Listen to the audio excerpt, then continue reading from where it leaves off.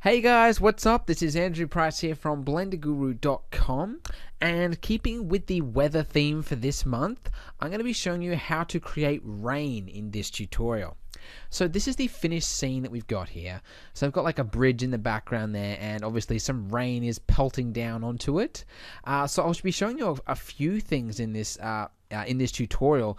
So I'll be showing you, of course, how to create the rainfall, as well as how to get that sort of water droplet effect on the lens, as well as like some sparkly, like some lens droplets sort of sitting on there, as well as how to create like a glowing sky in the background there. So I'll be covering a few things in this tutorial.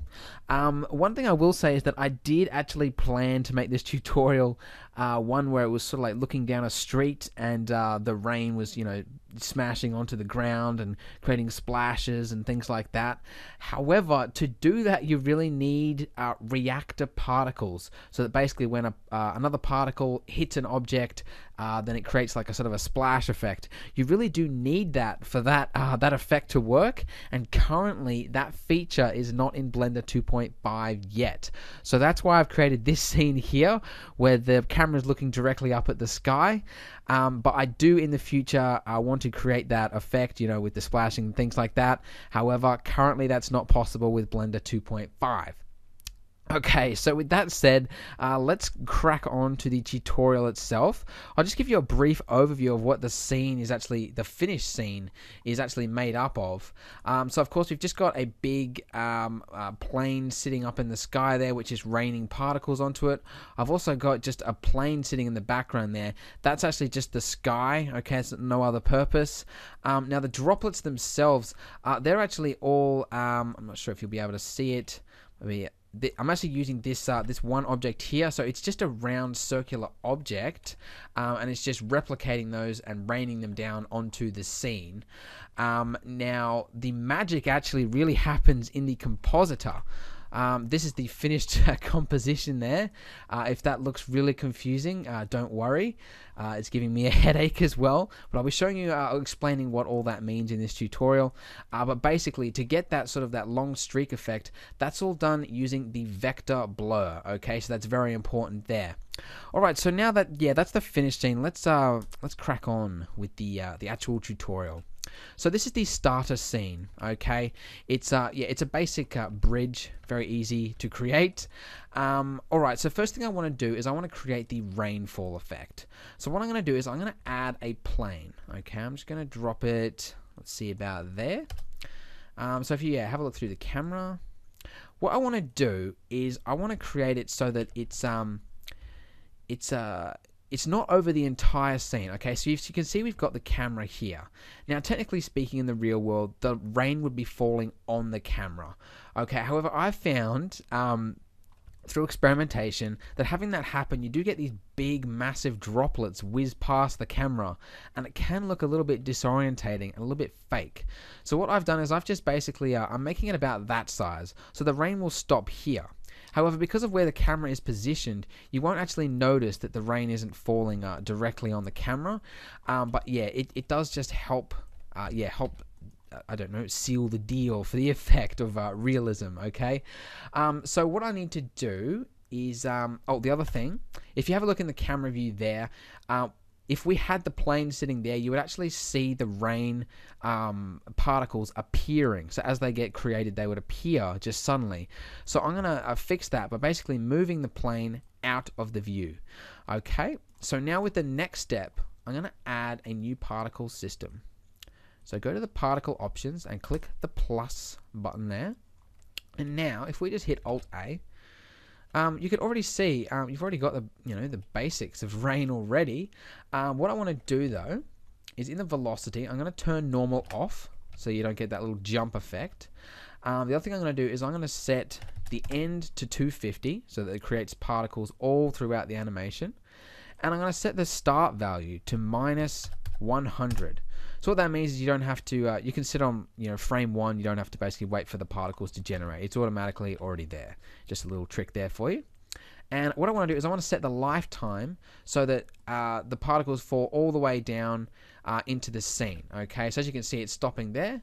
So if we increase this to say 120, you can see it's now, that's a bit too far. Let's go for 80. Let's see. Yeah, that's pretty good. Maybe 85, just past the camera. Okay, so there you go.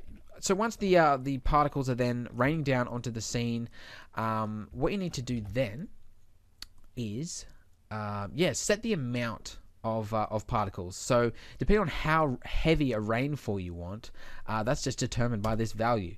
So for my animation or my picture, I used 100,000. You can use as much or as little as you want. As you can see, that is a lot of particles. For the sake of this tutorial, so that my computer doesn't die, I'm just going to set it to 10,000. Okay. Now the other thing, the speed at which the rain actually falls, that's controlled by the field weights here.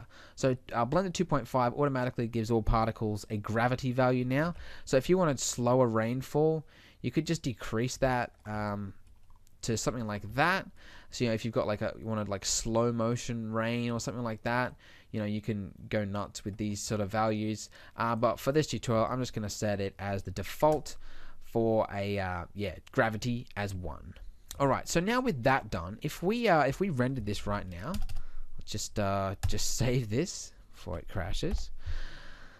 Let's have a look, see how it renders. Okay.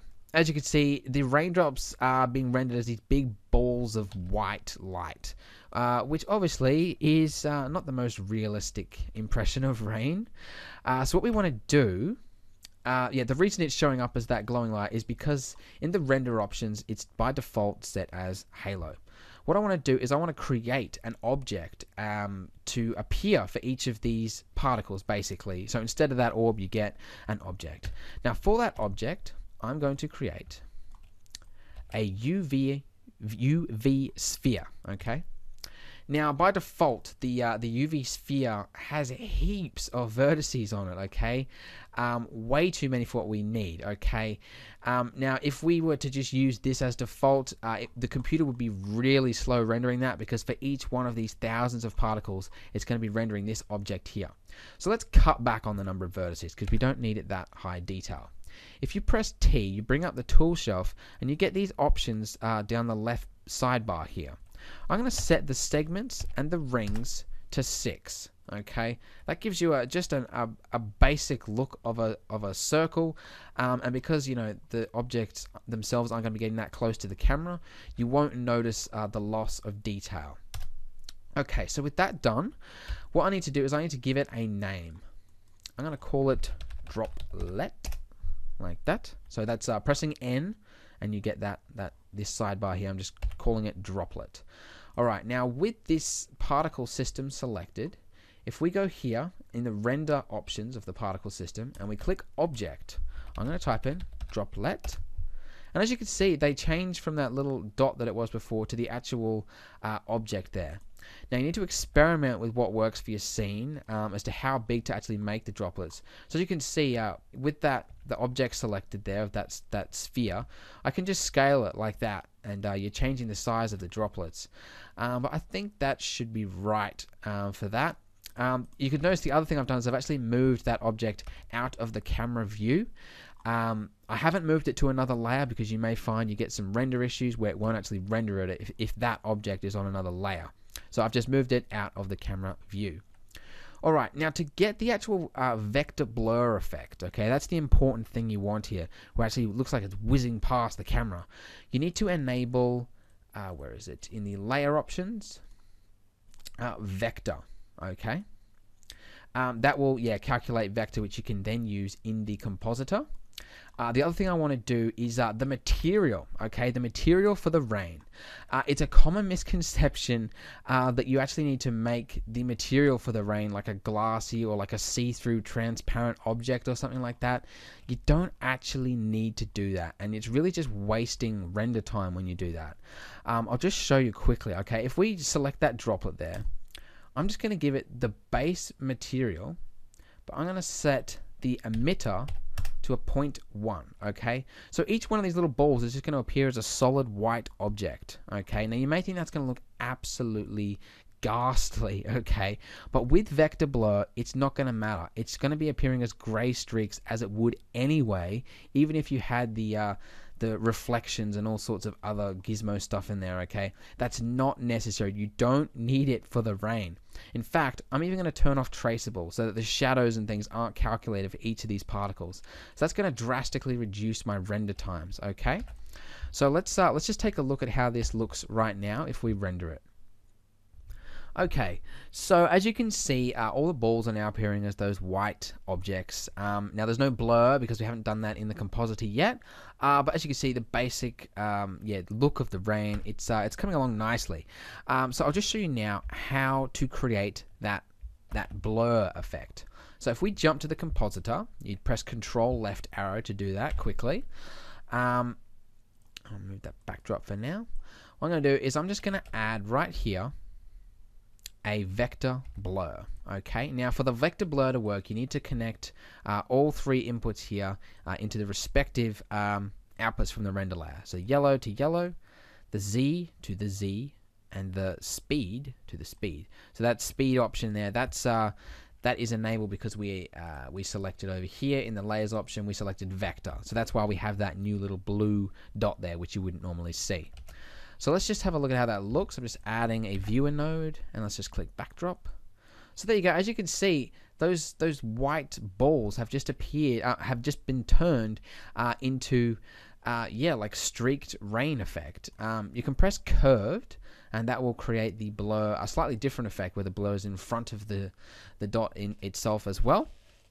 Now the other thing you might want to do is change the length of which the streak is. So if you set this to say 2, you get longer looking rain streak effects there.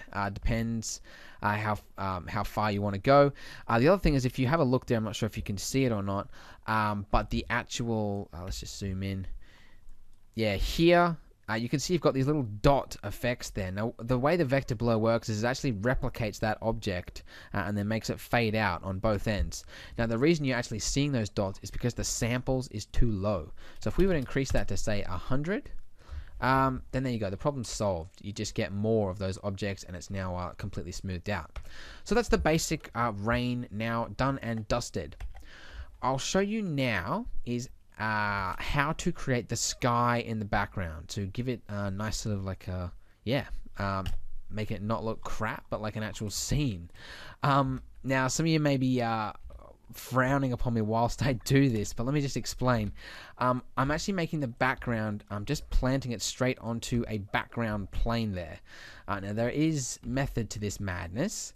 Normally you would just, to create a background, you'd go into the world options and do it there. But for two reasons, I actually want it to block out part of, where the bridge is. I want it to be black there. And I also want to use the world options for something else later. Okay, so that's why I'm doing that. Okay, so now with, I've just created a plane behind, actually make it behind the rain. Probably just need to resize it a little bit there. This doesn't have to be like a perfectly, accurate looking plane or anything. It doesn't matter. It just has to make it look like a background. I'm going to go into the texture options, and I'm going to find a image which I grabbed off cgtextures.com. So let's go there. Let's have a look if I can find it. So, okay, this is Skies261, which you can find on cgtextures.com, and I'm just adding it, just leaving all the options as default, and I'm just going to enable shadeless. So that will now render in the background there. What I want to do before I render it is I want to move it to a separate render layer, because I want to apply like a glow effect to the sky without it affecting the rest of the scene.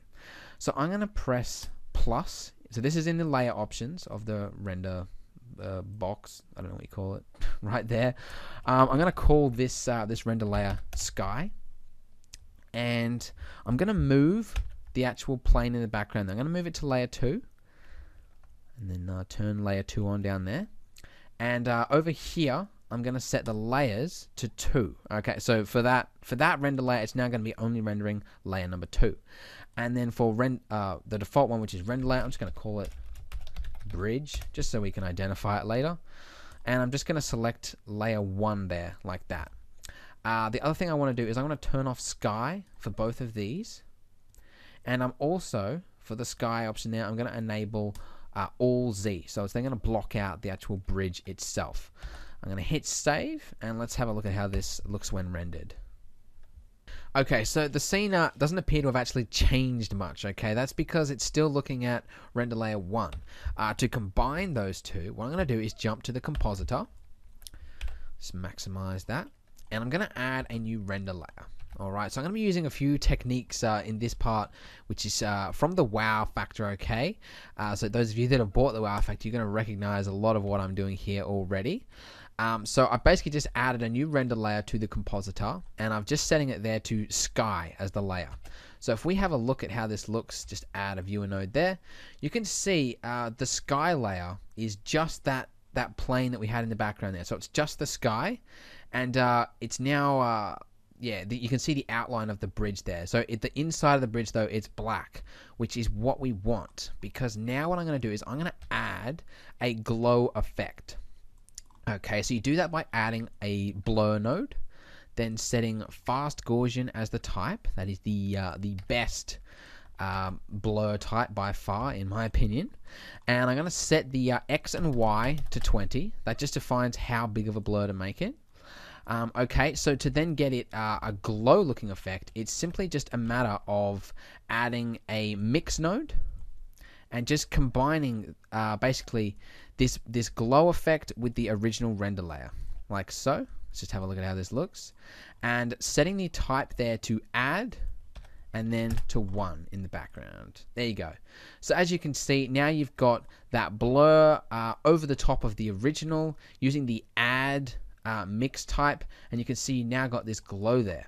Now if we just duplicate that mix node and just combine it with, get this out of the way, with the bridge layer, let's just have a look at how this looks. Add an output. You can see you've now got the glow, which is actually overlapping the bridge there, so it's getting that sort of like that bloom effect, which looks really cool.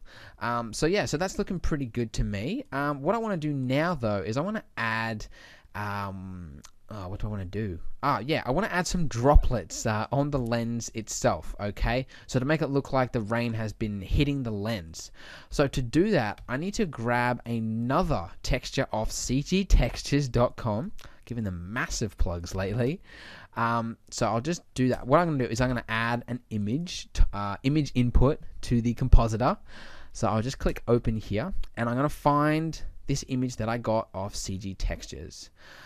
What it is, it's in the splatter category if you're looking for it. I might put some links for these underneath the video if I remember this time. It's plastic 14L, whatever that is.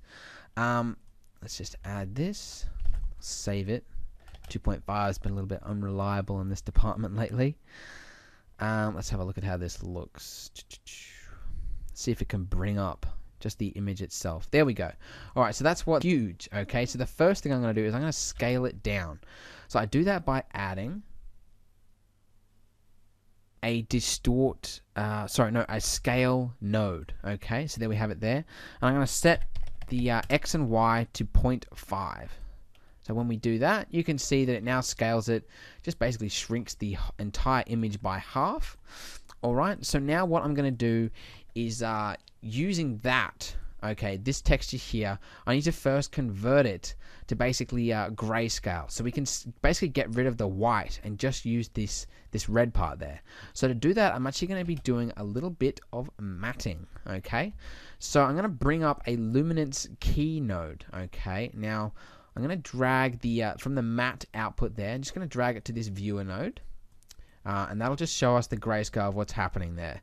Now, if we just use these low and high values there, you want something, basically you just want these to look like solid black and the rest to be okay. I'm going to leave high as it is. Basically what that's done is it's now separated the white from the black, and we can now start using that that texture there for some advanced things. Okay, so first of all, what I want to do is add where is it? Displacement node. So what this will do is we'll actually like bend it so it looks as though it's sort of these droplets are sort of like warping it, much like you would with ray transparency or something like that, where it's like it's looking through water. So connecting it from the matte output, I'm going to put it in the vector input of this displacement node, and I'm going to get the output from this mix node that we created. So that's our actual scene there, and I'm going to put it there. Now if we add an output here, you won't notice anything different. Now to notice a difference, what you need to do is change the X and Y to something like 5. Now what's that done is it's basically just shifted the entire image to the right and upwards just slightly, except for those areas that are inside this texture. So as you can see here, I'm not sure if you can or not, let's just zoom in a little bit. The areas with it are basically just showing through, and it's basically just it's hard to explain, maybe just over here. That the part within that little droplet there, that is where the image used to be, but we've then shifted everything to the right and upwards a little bit, except for what is inside that bubble there, and that's what gives it that displaced, cool, droplet-y looking effect there. Okay, so that's looking pretty good. Let's just let's leave that. Now what I want to do is I want to apply a blur effect. So basically on those areas where the droplet is, we want it to look blurred, where it's sort of like you can't focus where the water is. So to do that, I'm going to add another blur node. All right, and let's add an output just so we can see what it looks like. And okay, let's select fast Gaussian as the blur type, and I'm just going to set this to something low. Maybe that's too low. Maybe let's go for something like 5. All right. Now with this selected, what I'm going to do is I'm going to add a mix node. Okay, I'm going to do something a little bit tricky. I'm going to use the output from this matte node. Okay, so down here with the luminance key, and I'm going to place it in the FAC input there. That's going to act as a mask. So basically what I'm going to do is I'm going to take the output from this displacement node. See, I'll just disconnect these so it doesn't confuse you. So the output from this displacement node, I'm going to plug it into there, and I'm going to take the output from this blur node and plug it into the bottom one. Alright, so what that will do is if we just plug that in, let's have a look. Okay, so let's zoom in there. So it's now got that blur effect, but it's actually got it the wrong way around. So first of all, what I need to do is add an invert node. So we go to color, invert, and I'm going to take the output from that matte. Goodness sake, come on. All right, from there to there, and so basically that's just flipping it. So instead of it being black droplets on white, it's then white droplets on black. And now if we have a look there, you can see it's now looking the way it should, where basically the droplets have become a little bit blurry, as you can see right there and there. You can exaggerate that if you just to show you the effect. Maybe let's go 2020. Okay, there you go. So there you've got that, that water droplet looking effect there, which is making it look rather cool so far. Maybe just set this to 10. There you go. All right, so we don't want it to be too over the top.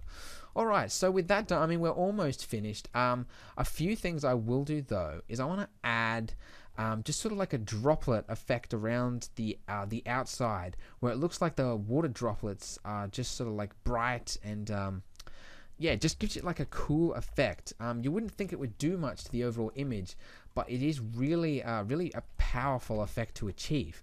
So I'll show you how we're going to do that. So going back to our scene here, if we go to the world options, what I'm going to do is I'm going to enable stars. Okay, so if you can see in the background there, let's just go over here and you can see it more. But you can see you've got these little white dots everywhere. So that's stars being created in the actual scene itself. Normally I don't use the star options. However, in this case, it is quite handy for what we're going to do.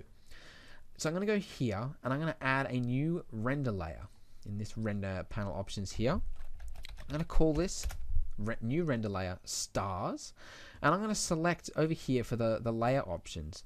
I'm going to set it to just nothing. Okay, so it's just on layer 3. So as you can see, there's nothing on layer 3. So what it's going to do is it's just going to render the world okay, which is just stars, as you can see right there. Okay, now for the star options, for those that didn't see it, it's using a default value I used before, but I've set the size to 0.1 and the separation to 4. You can experiment with how little or how many stars you want in your scene. Now, once you've done that, of course, you do need to re-render, so let's do that now. Okay, so it hasn't actually changed anything yet. That's because we haven't actually added that star effect to the compositor. So let's add a new render layer and select the layer type there to stars. Okay, now I'll just add a viewer output just to see what it looks like. There you go. So you got the star effect sitting in the background there. So what I want to do is I want to give it like a sort of like a blown out bokeh of bokeh. That's how you say it, bokeh effect on all those little dots there. So to do that, I'm going to add a blur node. I'm going to leave it as flat actually. I'm going to add a viewer node there, just see what I'm doing. And I'm going to set this to, let's say 20. And I'm going to enable bokeh. Alright, okay, so now as you can see over here, I'm not sure if you can or not. Let's just zoom in. Okay, so each of those dots have now become sort of like blown out little circles there, which is very similar to, yeah, real depth of field. It gives it sort of like a nice, cool effect when placed over the top of the render, which, yeah, it looks like little water particles are stuck to the outside. I think 20s maybe is a bit too much. Let's try 5. That might give it a nice, cooler look, actually. Of course, you can experiment with this. What I'll do, let's just go full screen so we can see what we're doing. I'm going to add a mix node, and I'm going to plug it from that blur node there into the original render scene. I'm going to put that into the viewer there just so we can see what we're doing. And I'm going to set this one here. See how it looks with, see, screen or add, doesn't really matter. Okay, so with setting that there to 1, you can see you've got yeah, those little particles that are then sitting there on the outside. Actually, if we set this, maybe just increase that to 2, you can actually see the effect even more than you could before. So yeah, so there you go. You got those little droplets on the outside. Now, actually, if you wanted it so that because as you can see in the middle there, you've got the little droplets all over the entire middle part of the scene. But as I said before, I only wanted the droplets to be on the outside. So what we can do is we can actually apply a vignette, and basically which will darken the edges of the corner of the render. But it will also, we can also use that same vignette to mask out the areas that we want the droplets to appear in. So to create a vignette, now this technique is coming straight out of the WoW Factor, which I must say I cannot give myself credit for discovering this effect. This one was created by Mike Pan. I think he posted a screenshot for this, and it's really cool, really easy effect to create. What am I doing? I can't think when I'm talking. So you add a lens distortion node. So again, this is how you are creating a vignette. All right. Now with lens, oh, where'd it go? There you go. So with the lens distortion node, I'm going to up the distortion all the way to 1, okay, which will create that black border around the edges there. And then I'm going to use the math node. So let's go converter and select math, and then select greater than. Just plug that in there like so, and let's have a look at the output from that. Okay, so then you can see you've got just these white areas there. If you just decrease this all the way to 0, you can see you just get the white circle there, which is actually what we want. So if we then use the blur node, add filter blur, and then select fast Gaussian, and then increase this to something ridiculous like 100. If we then, let's have a look at how that looks with the viewer node. Change that to the actual image input. So there you go. You now got the dark edges around the outside there. Okay. So if we then basically add another mix node, let's just do this now. Select that there like that, and that one there like so. And I'm going to set this to multiply because basically that area there is black and we want the black area to be over the scene itself. So that has to be on the bottom there. Hoping this is making sense to you guys.